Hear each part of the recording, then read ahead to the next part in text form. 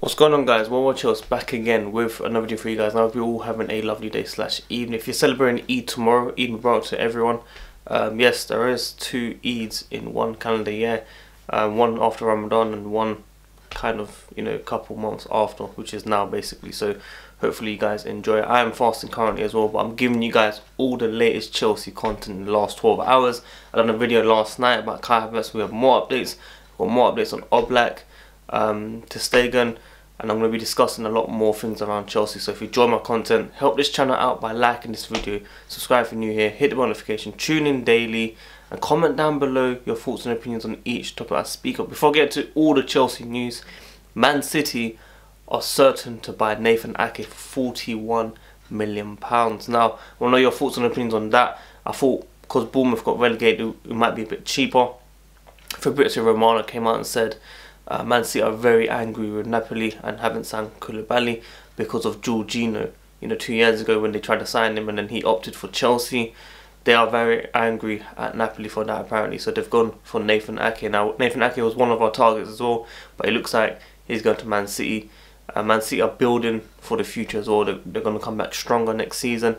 So we need to keep an eye and keep tabs on those clubs around us to see what they do. But let's stick to Chelsea. KaI Havertz, as we know, no fee agreed between the two clubs. Now, Marina, according to Sport Bound, has been trying to contact German players' consultants to try and get information around how Bayer Leverkusen, owners work and try to find some weaknesses.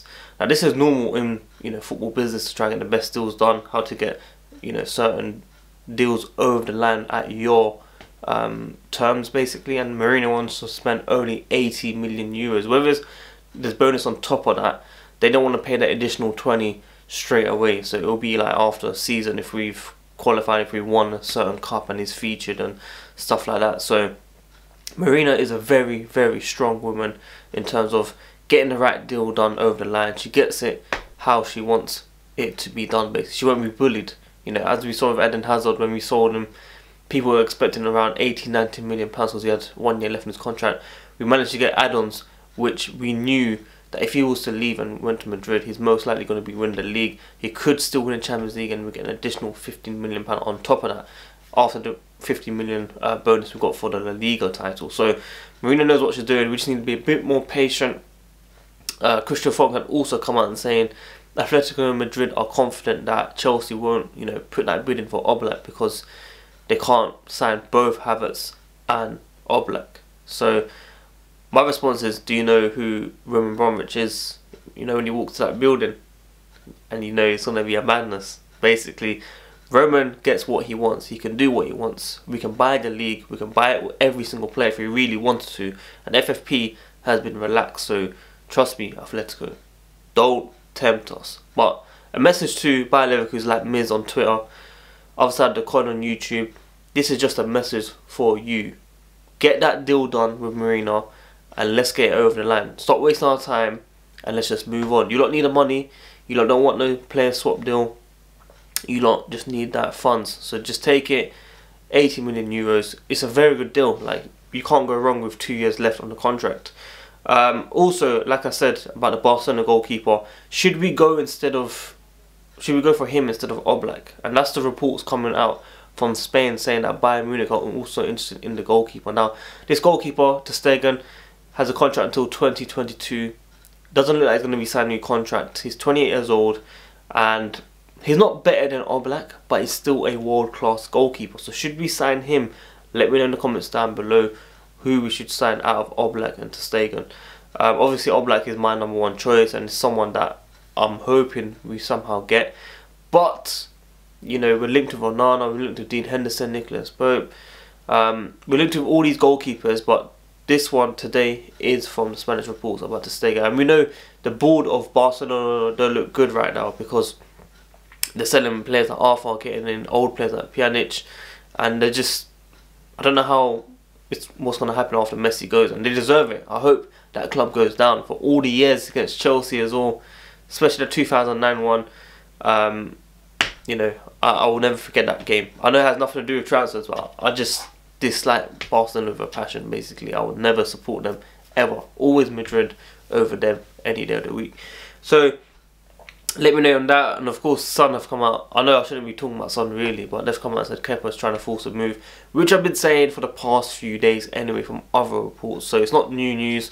And we also had recycled news from Guardian talking about Chelsea identified Tagliafico and Gosens from Atlanta as alternative options for Ben Chilwell if he wasn't to join Chelsea. Now, this has been reported 100 times, so I don't know why these journalists, these newspapers can say the same thing, get the clicks in, get everyone to basically donate, pay them by clicking on these ads. Journalists, I don't get it. How comes they can do these type of things, man? I'm glad many people noticed it is recycled news, which is why it's better to follow Vince on Twitter, blue_footy, Simon Phillips, you got CFC Well, you got all these accounts that give you the news. They kind of like summarize it and then they give a link below, and you don't have to click the link below if you just want to see the main topics on the actual text. So you can follow those guys on Twitter for more information, because they give you all the news as well. There is a player that I want to speak about, Zakaria. Now, this player was linked with Chelsea 2 days ago. I didn't really speak about it. Now, in terms of his game, he's got tremendous stamina, work rate is very good, and he can attack and defend, basically.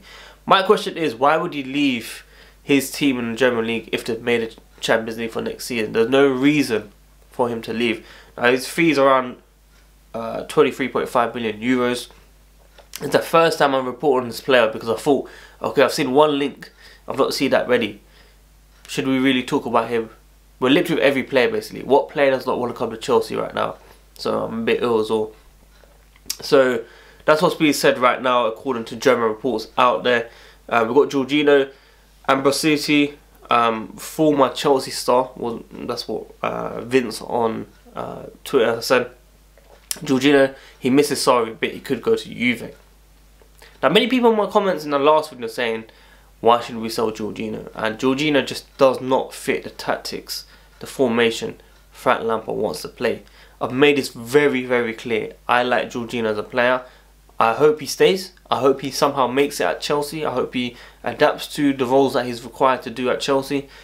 But he just does not fit the system. Sometimes players just don't fit the system.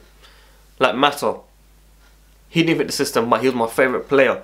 He was a special player. I was hoping he could play in any position. Up top, on the right, on the left, as a winger. And it just didn't work on the Mourinho, and he left. He made a choice to leave. And I think these things in football unfortunately happen. We made mistakes with De Bruyne, Salah.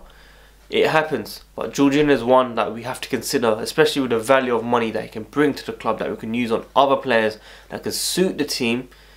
Then yes, it makes sense to consider the sale of Jorginho. Well, whether Juve come and offer that 50 million, I don't know. I don't think so. But we shall see what happens on that. Now, Giroud has been talking about his future. He's got 1 year left on his contract. He's happy to stay. He knows Chelsea are spending big on players because Chelsea are a big club. They want to, improve every single year. I'm sure he's looking forward to Arsenal on Saturday to make some history if he scores, which I'll be getting to in my preview.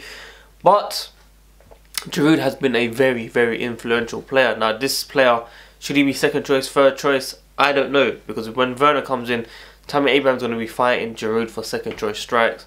We could play two up top, with Giroud coming on maybe, or Giroud starting as a link-up play with Werner.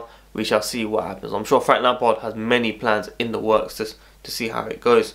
The new kit, is it the away kit? Or the third kit has now come out. I don't know what I'm talking about. Yeah, new kit come out today for Chelsea. As I said, I should be doing a Ziyech, Timo Werner shirt giveaway very soon. I did promise that as well.